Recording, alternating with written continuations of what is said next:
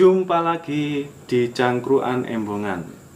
Kebetulan ada Mbah Tarjo. Ini tempat kita curhat istilahnya.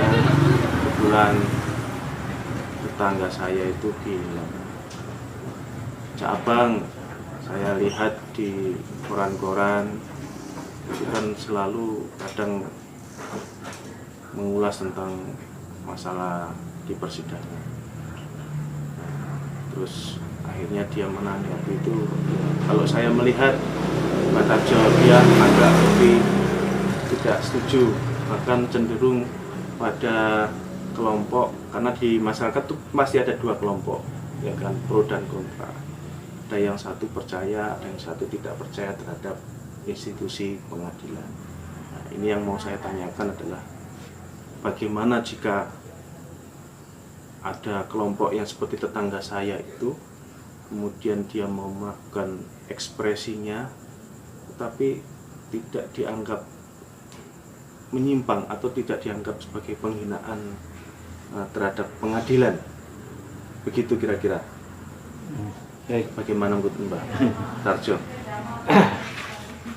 Saya menangkap dari pertanyaan itu, mungkin begini. Di masyarakat kadang-kadang orang itu merasa kecewa atau meragukan dari putusan pengadilan. Itu mungkin ya, konkretnya betul, ya. Betul. Sehingga akhirnya melakukan ekspresi. Iya. Nah, ekspresi itu kadang-kadang bisa langsung spontan dengan mengucapkan sesuatu, atau bisa ngerasani di masyarakat, Iya. atau melakukan omongan di media, Iya. atau menulis di Medsos. Kan gitu kira-kira ya? Benar. Mungkin begitu ya? Setiap orang punya toh. Nah, ada potensi semacam itu ya? Betul. Baik. Ini saya pikir fenomena, dan saya sendiri juga pernah mendengar semacam itu. Ibaratnya ada orang mencurigai pengadilan itu telah tidak adil, kan ujungnya gitu kan? Iya. Orang yang menang berarti merasa adil, yang kalah merasa tidak adil kan? Iya. Kira-kira wajar ya? Iya. Nah, dengan tidak merasa kecewanya tadi terus dihubungkan dengan sesuatu. Iya. Misalkan, karena saudaranya, karena KKN, karena ada saudaranya di pengadilan, atau karena menerima suap, atau karena faktor paranormal, ada tekanan paranormal. Wah, ini kan namanya juga orang beropini, berekspresi, orang kecewa. Saya pikir itu hal-hal yang normal saja, namanya orang kecewa. Tapi pertanyaan tadi kan kira-kira aspek hukumnya bagaimana? Jadi kita melihat dari aspek hukum ya, karena menyangkut resiko. Iya. Resikonya ada apa enggak gitu. Jadi tahap awal memang ketika negara Indonesia itu negara demokrasi, maka posisi hukum itu di depan, sehingga kalau di ILC atau apa itu hukum adalah panglima. Jadi hukum itu dikedepankan, baik untuk menata maupun untuk mencari perlindungan. Hukum itu di depan. Karena hukum di depan dan hukum itu digawangi oleh hakim, maka diharapkan orang itu punya kepercayaan pada hakim. Ketika orang tidak percaya, tentu punya pertimbangan apapun, itu hak yang tidak percaya. Tapi menurut saya ya, ketika di dalam putusan pengadilan itu kan selalu ada yang disebut irah-irah. Iya. Demi ketuhanan yang Maha Esa gitu. Kalau nggak salah begitu, nanti kalau salah ya tolong dicek ya. Jadi hakim itu sebelum ngetik putusan itu di atasnya pasti terketik demi ketuhanan yang Maha Esa. Artinya hakim itu bertindak itu atas nama Tuhan. Wah, ini saya kira kita harus tahu, masyarakat harus tahu. Ini bukan sesuatu yang ringan. Karena mengatasnamakan Tuhan. Berarti sejak kapan disuruh oleh Tuhan? Kapan Tuhan menyuruh itu? Sejak melakukan persidangan atau waktu memutuskan saja? Ini kan sesuatu yang masyarakat juga harus tahu. menurut saya hakim itu sejak diangkat menjadi hakim itu pasti sudah bersumpah. Nah, tugas hakim adalah memeriksa, memutus, kan gitu kan, mempertimbangkan. Berarti dari awal itu di pengadilan itu tindakannya sudah tindakan hakim, tindakan atas nama Tuhan. Sama Tuhan. Wah ini. Dan berat itu ya. Nah berarti sejak dilantik, sejak bersumpah, maka saat itu sudah tercatat bertindak atas nama Tuhan. Nah, terus kapan bertindak atas nama Tuhan itu direalisasikan? Maka sejak membuka sidang.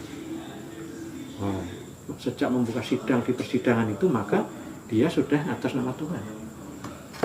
Sidang saya buka tok, wah itu sudah atas nama Tuhan itu. Nggak main-main. Nggak main-main ini. Artinya beliau bertanggung jawab pada Tuhan, bukan bertanggung jawab pada manusia. Sehingga ketika putusannya itu nanti adil atau tidak adil, memuaskan atau tidak memuaskan, itu hakim tidak bertanggung jawab pada manusia atau pada pencari keadilan, enggak. Jadi tidak melayani protes, tidak melayani dialog, tidak melayani tanya jawab. Pak Hakim kenapa saya begini? Enggak ada. Karena tanggung jawabnya pada Tuhan. Justru hakim yang aktif. Kenapa kamu begini? Kenapa kamu begini? Saksi apa betul ini begini begitu? Ini hakim yang aktif. Bukan kok setelah diputus kita malah mempertanyakan ke hakim, Bapak ini apa pertimbangannya kok bisa begini? Nah, ini menunjukkan bahwa negara hukum itu digawangi oleh hakim. Kalau kita sepakat ini negara hukum ya. Nanti untuk negara liberal atau komunis ya nanti lain lagi persoalannya, kita enggak. Kita coba untuk di Indonesia aja lah yang di lingkungan kita. Nah, setelah ada irah-irah demi ketuhanan yang Maha Esa, maka hakim ini tugasnya menjadi berat. Karena tugasnya menjadi berat, maka ada sesuatu yang menarik sebagai penghargaan adalah sebutan yang mulia. Berarti kan berbeda dengan jaksa, berbeda dengan pengacara, berbeda dengan para pihak kan gitu ya. Dengan polisi berbeda. Yang mulia. Nah, ini menunjukkan bahwa posisinya betul-betul berbeda dengan para pihak. Dan itu seimbang dengan beban yang diemban, menanggung tanggung jawab yang besar di hadapan Tuhan. Cuma ya jangan salah, posisi menjadi hakim ini adalah turunan dari kewenangan yang dimiliki pemimpin negara termasuk nabi.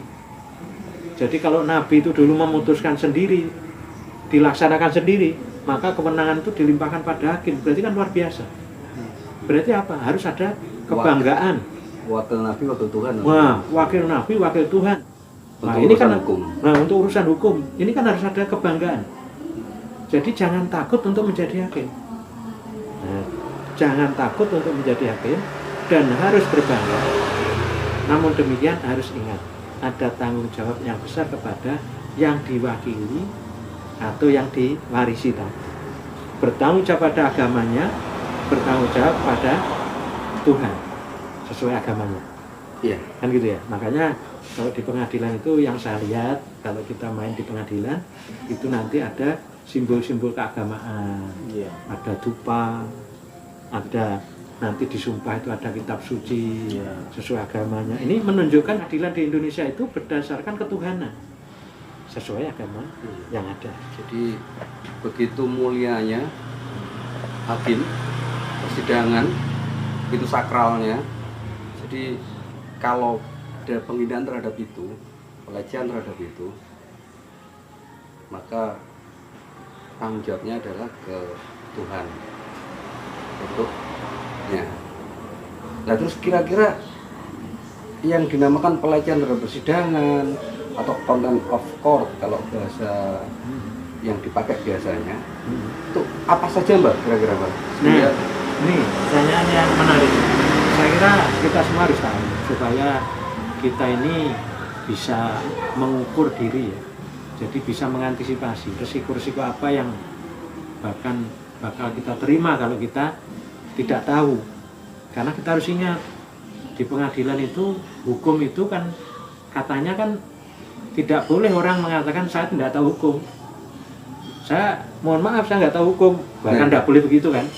Ya kalau nggak tahu kan harusnya nanya. Mencari tahu, jangan sembarangan. Didampingi orang yang tahu, Nah, yang punya ilmunya. Nah kan gitu nanya, kalau begini boleh apa enggak? Karena nanti ada aturan bahwa semua orang dianggap tahu hukum.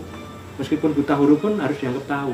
Bahkan orang yang tuli itu pun harus dianggap tahu hukum. Orang buta pun harus dianggap tahu hukum. Nah ini kan itu harus hati-hati. Jadi orang itu harus hati-hati untuk melakukan sesuatu. Nah, saya ini ada RPN ini kan nggak apa-apa, barusan, kadang-kadang barusan saya print. Oh, ini kan dari internet ini. Iya. Jadi di sini begini.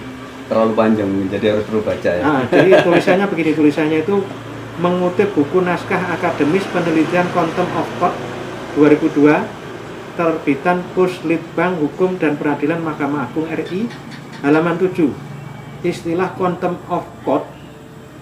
Jadi Contempt of Court itu menurut pandangan kita anggap aja penghinaan pada pengadilan gitu ya. Tidak menghormati. Tidak menghormati pengadilan. Soalnya di Wikipedia kayak gitu waktu saya searching. Oh gitu ya. Tadi barusan saya searching di Google. Apa itu Contempt of Court?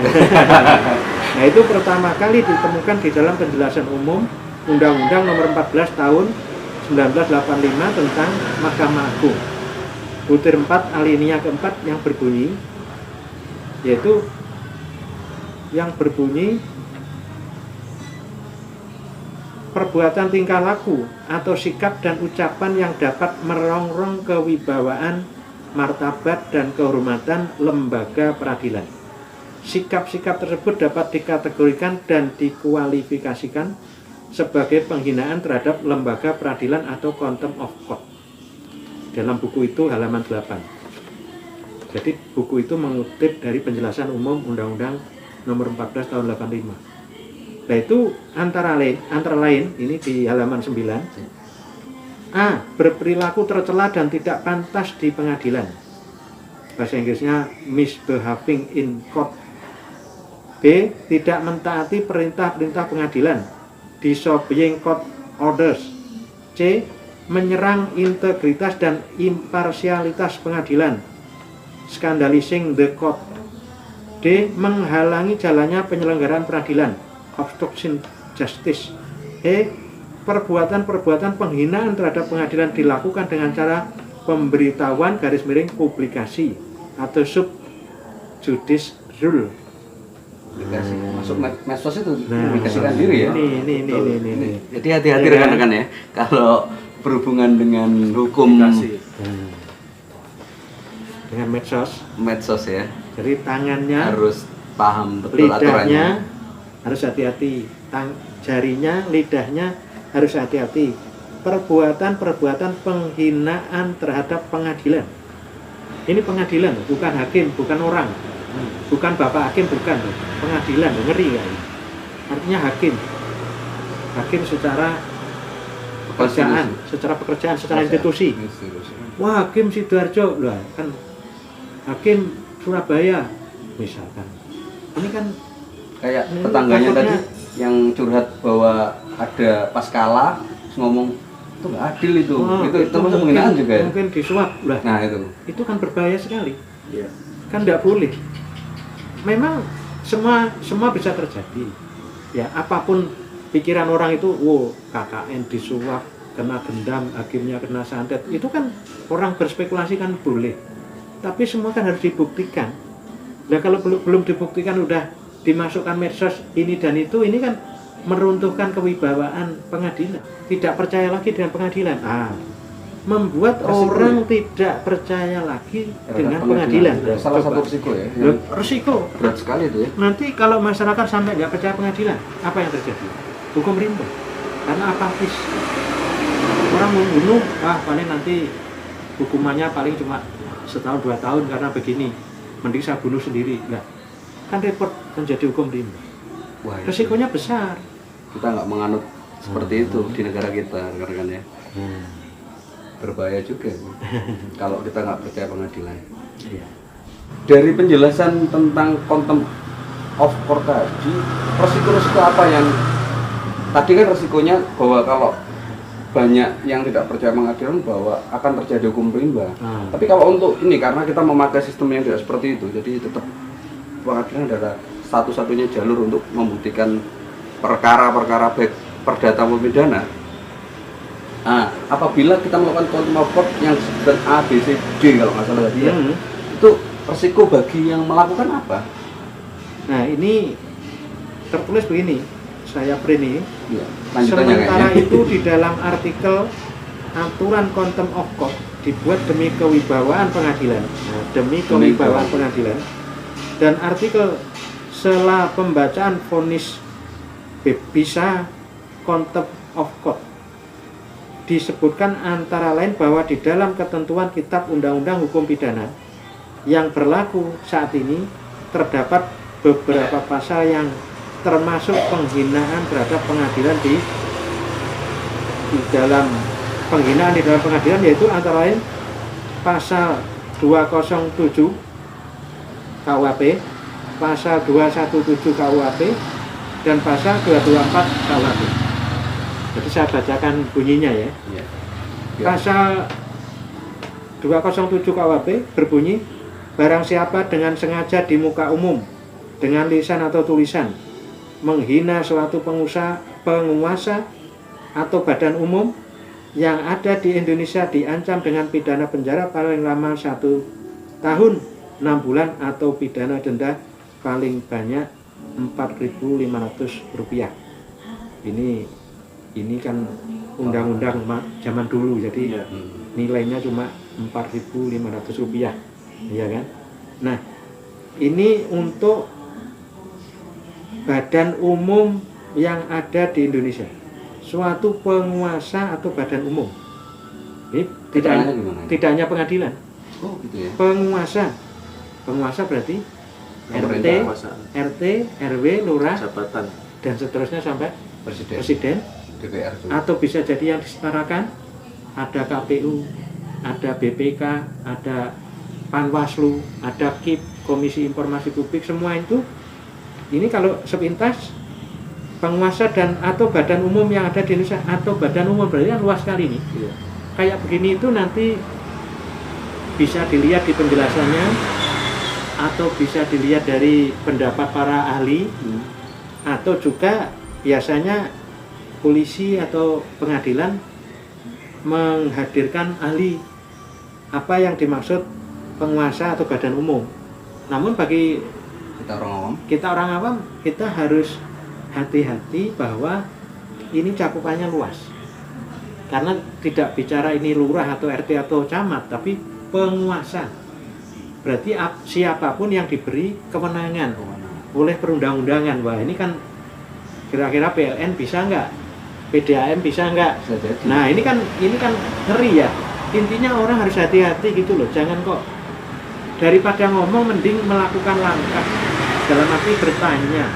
Yang harus hati-hati bahwa di dalam ketentuan penjelasan Undang-Undang Nomor 1485 tadi, yang akhirnya contempt of court termasuk perbuatan penghinaan terhadap pengadilan dilakukan di media. Nah, nanti khusus untuk pengadilan tentu ini bisa dimasukkan IT, tapi ditambahkan dengan pasal pidananya. Pasal pidananya itu di sini masuk pada pasal 217 KUHP, yaitu barang siapa menimbulkan kegaduhan dalam sidang pengadilan atau di tempat di mana seorang pejabat sedang menjalankan tugasnya yang sah di muka umum dan tidak pergi sesudah diperintah oleh atau atas nama penguasa yang berwenang, diancam dengan pidana penjara paling lama 3 minggu atau pidana denda paling banyak Rp1.800. Ini untuk di pengadilan. Untuk yang 224 itu barang siapa dipanggil sebagai saksi, ahli atau juru bahasa menurut undang-undang dengan sengaja tidak memenuhi kewajiban berdasarkan undang-undang yang harus dipenuhi, diancam dalam perkara pidana. Jadi ini kalau kita baca KUHP itu hanya menyangkut di pengadilan. Nah, tapi kalau menyangkut undang-undang ITE, pokoknya menyampaikan yang tidak sesuai kenyataan, bukan kewenangannya, menimbulkan kerugian. Ini kan IT kan sangat luas. Nah, dan nanti kalau mengenai penguasa tadi, apapun penguasaannya atau badan umum, nah pengadilan ini termasuk badan umum apa tidak, nanti kalau disambungkan dengan ITE ini kan resiko. Saya tidak nah, artinya biasanya itu kan nanti undang-undang disambungkan, tapi nanti diambil yang paling tinggi. Atau yang paling kalau teknis ini saya nggak mau, itu urusan ahli hukum ya. Nanti pokoknya undang-undang itu disambungkan begitu. Intinya kita bagi orang awam kan ngeri ya. Nah, resikonya gede sekali. Nah, sehingga kalau kita ada keraguan-keraguan ya nanti ditanyakan pada ahli hukum. Kalau di masyarakat namanya pengacara, advokat, ini bisa ditanyakan semacam ini, resikonya apa. Tapi bagi awam, ketika kita membaca kayak gini, ini kan sangat resiko. Ya kan? Intinya ternyata ada ancaman pidananya baik dengan KUH pidana maupun dengan undang-undang ITE. Nah, ini yang harus hati-hati. Saya kira pesannya begitu. Karena kalau zaman dulu di mana tidak ada teknologi, mungkin kita ngomong merespon yang ada di koran nggak ada yang akan merekam. Tapi kalau zaman sekarang bisa karena kita ngomong terus dia ada di sebelah kita ambil, itu bisa jadi masalah kalau gitu ya, ya. Kan bahaya ya. Nah, karena ini undang-undang, maka tentu masyarakat tidak bisa mengatakan, oh pemerintah kok galak, pemerintah kok represif. Ya tidak begitu. Ini kan undang-undang, kita kan sepakat bahwa sudah jadi acuan, sudah menjadi acuan semuanya. Penguasa juga melihat ini, rakyat atau kita masyarakat juga melihat ini. Jadi sama-sama sudah tahu kok, sama-sama hak wajibannya sudah tahu. Kalau melihat dari sini kan di muka umum. Nah, ada CCTV, ternyata CCTV-nya juga untuk internal. Berarti bukan umum lagi.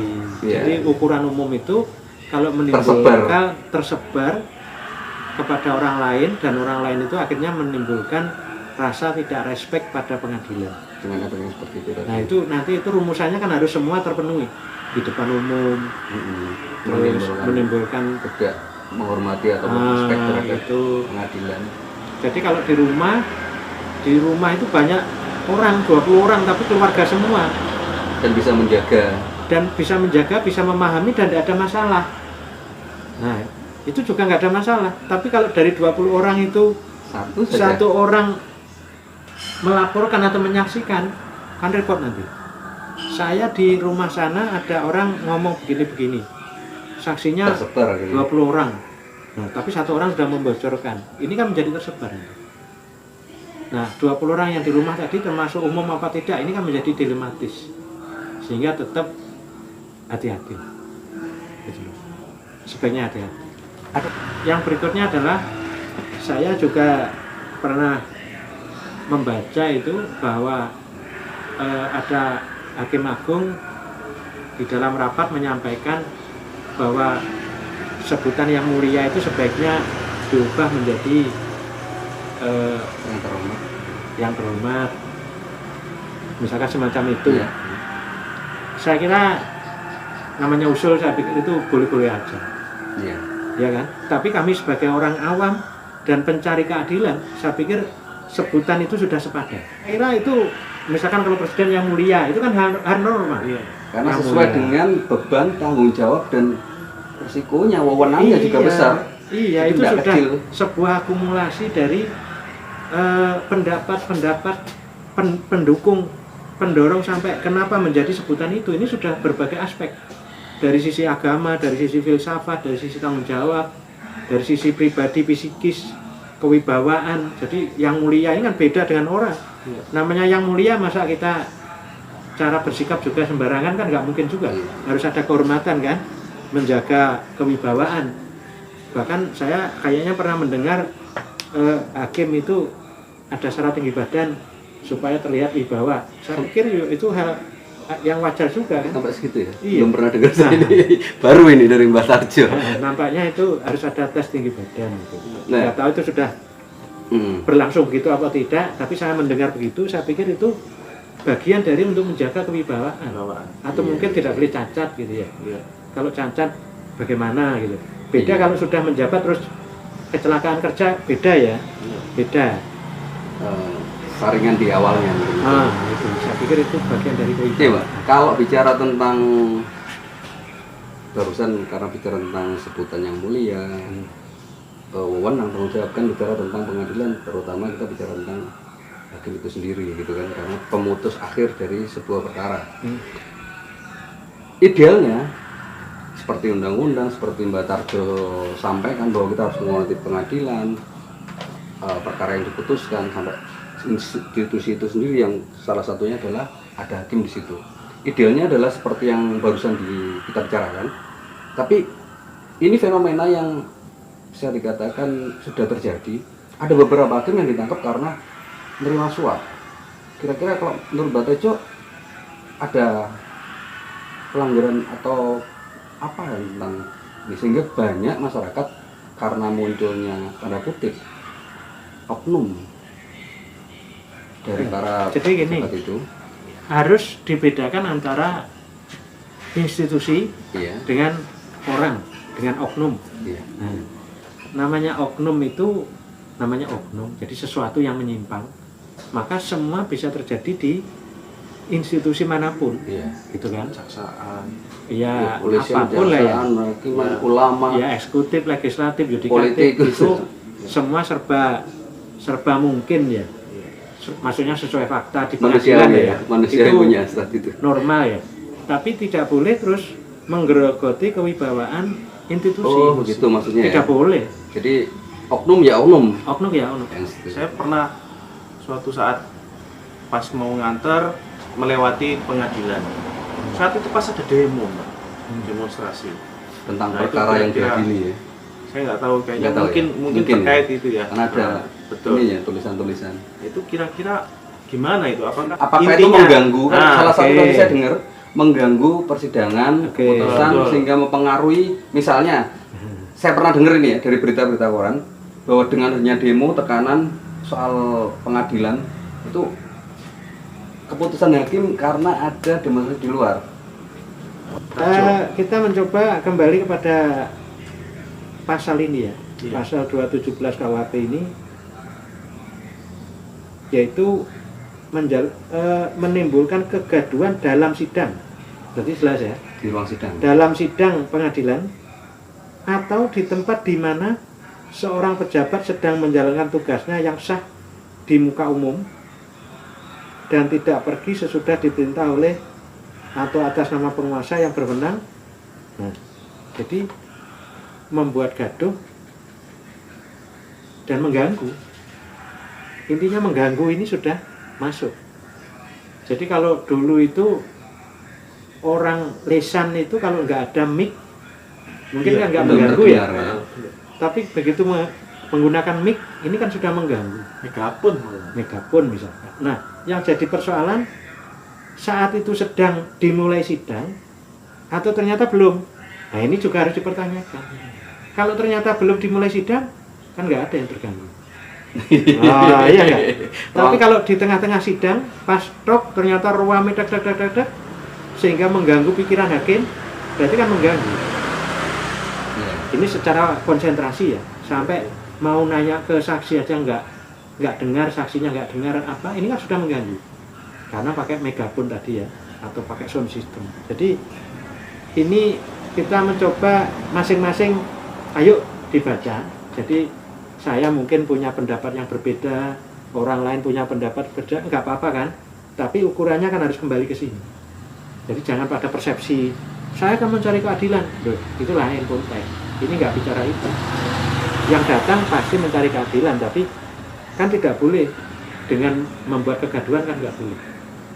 Jadi demo ketika sidang dimulai atau sebelum sidang, nah kan beda. Atau nanti ketika hari itu ada demo ternyata sidangnya ditunda. Dimulai sidang ketika nggak ada demo kan, ini harus dilihat secara tempat dan situasi. Seandainya misalkan yang pernah saya lihat di TV ada pengacaranya yang walk out gitu, itu apakah Walk out. Nah, apakah termasuk ini atau walk out itu kan di sini intinya kan menimbulkan kegaduhan. Persoalannya apa? Walk out itu menimbulkan kegaduhan. Biasanya sidangnya sih lanjut. Ya kan nggak ada tanpa adanya itu. Kan juga nggak ada orang tepok-tepok apa, kan juga nggak ada juga. Berarti Kan masih sah ya, masih jalan. hakim kan bisa aja berjalan normal. Iya. Mau dilanjut, mau ditunda atau apa kan nggak ada kegaduhan apa-apa. Iya. Sehingga siapapun yang meninggalkan sidang ya kan nggak apa-apa. Karena apa? Ketika orang digugat mendatangi sidang itu hak. Karena nggak datang nggak apa-apa. Bukan Tapi kalau kaitannya dengan pidana, itu kan wajib datang.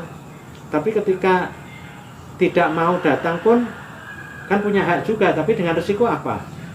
Nah, ada melakukan pembelaan mungkin. Udah satu nggak ada pembelaan, nanti diputus tanpa kehadiran terdakwa, nanti kan rugi juga.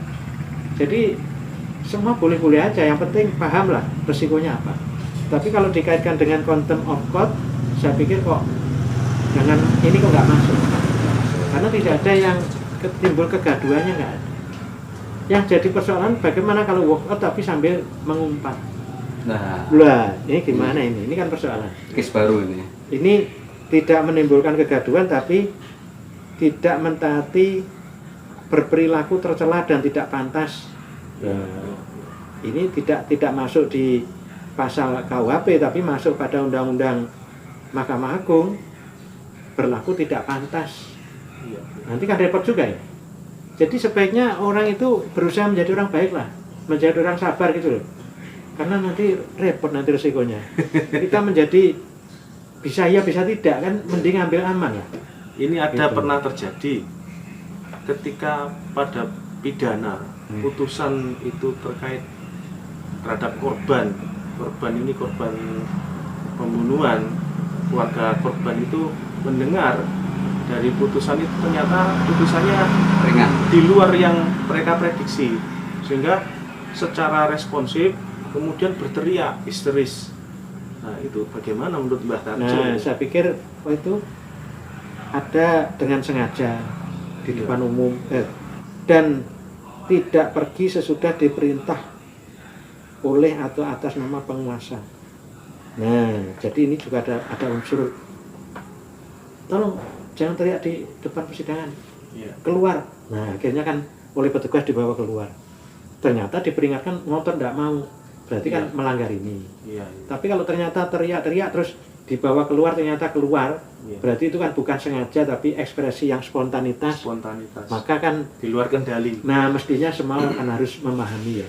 Karena tindakan spontan yang karena emosional itu kan juga harusnya berbeda dengan sudah direncanakan untuk merugikan Pak Hakim misalkan. Jadi tindakan orang emosional juga mungkin bisa ditoleransi, tapi nanti kan sangat tergantung dari pengadilan. Artinya pengadilan ini merasa itu wajar apa tidak. Sudah diperingatkan ngotot aja dan dia terkesan normal, ada sesuatu yang bukan emosional tapi sesuatu yang disengaja. Akhirnya pengadilan menyimpulkan ini memang termasuk contempt of court, kan resiko. Sehingga itu nanti sangat tergantung di lapangan. Jadi yang penting hati-hati aja. Perbuatannya itu harus melalui ketika perbuatan itu terjadi, kemudian sudah diperingatkan masih terus, nah itu sudah masuk ke situ ya berarti ya. Syaratnya harus ada peringatan dulu. Kalau tidak berarti belum bisa. Kita menjadi orang yang positive thinking lah, bahwa hakim itu sudah bekerja keras, tentu dengan resiko di dunia maupun di akhirat. Gitu. Dari penjelasan kita dari yang awal sampai akhir tadi bicara tentang contempt of court, itu intinya garis bawah yang saya dapat adalah kita mengerti aturan itu, hukum itu atau tidak, kita selalu dianggap harus mengerti hukum, tahu tidak tahu. Makanya untuk itu kita harus mencari informasi tentang hukum atau mencari ke orang yang lebih ahli Iya, di bidang hukum. betul saya. Terima kasih. Oke. Demikian kita akan jumpa lagi di kesempatan yang lain.